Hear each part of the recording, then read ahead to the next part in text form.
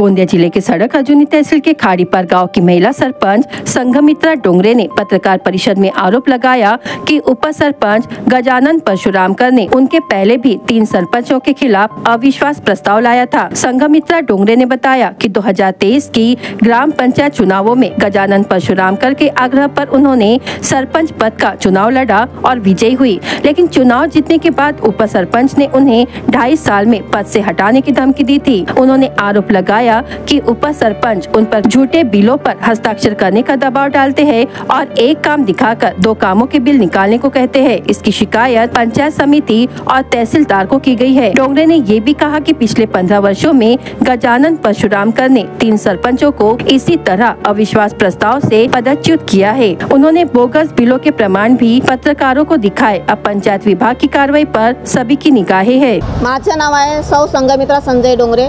मी खाडीपार ग्रामपंचायतची सरपंच आहे, तालुका सडक अर्जुनी, जिल्हा गोंदिया। माझ्यावर जे उपसरपंच आणि सर्व सदस्यांनी अविश्वासाचा ठराव दाखल केला आहे आणि त्याच्यावर मासिक सभा सुद्धा झालेली आहे, विशेष मासिक सभा। तहसीलदार मॅडमना जे मुद्दे उपस्थित केला होता त्या मुद्द्यांचं मी खंडन केलेलं आहे आणि जे उपसरपंच साहेब आहेत ते गावातील संपूर्ण काम तेच करत असतात आणि एक नालीचं बांधकाम करून 2 बिल काढले आहेत। माझ्या लक्षात आल्यावर त्यांना विचारणा केली असता त्यांनी माझ्याशी अनुसूचित जाती महिला असल्यामुळे त्यांनी मला मागील 1 वर्षापासून मानसिक त्रास देणं सुरू केलं होतं आणि मी त्याच्यानंतर मग विचारणा केली की सर्व सदस्यांना का माझी वसुंधरामध्ये ग्रामपंचायतच्या पुरस्काराच्या स्पर्धेमध्ये भाग घेण्याचे ठरवले असता तेव्हा सुद्धा त्यांनी विरोध केला की माझी पत्नी जेव्हा सरपंच होती तेव्हा आम्ही माझ्या वसुंधरामध्ये भाग नाही घेतला आणि तू कशाला भाग घेत आहेस,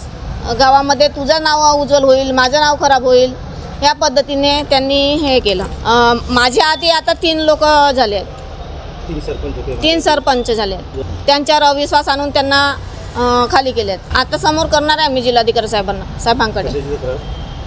हे 1 नालीचं बांधकाम केलं आणि 2 नालीचं बिल काढलं त्याबाबत।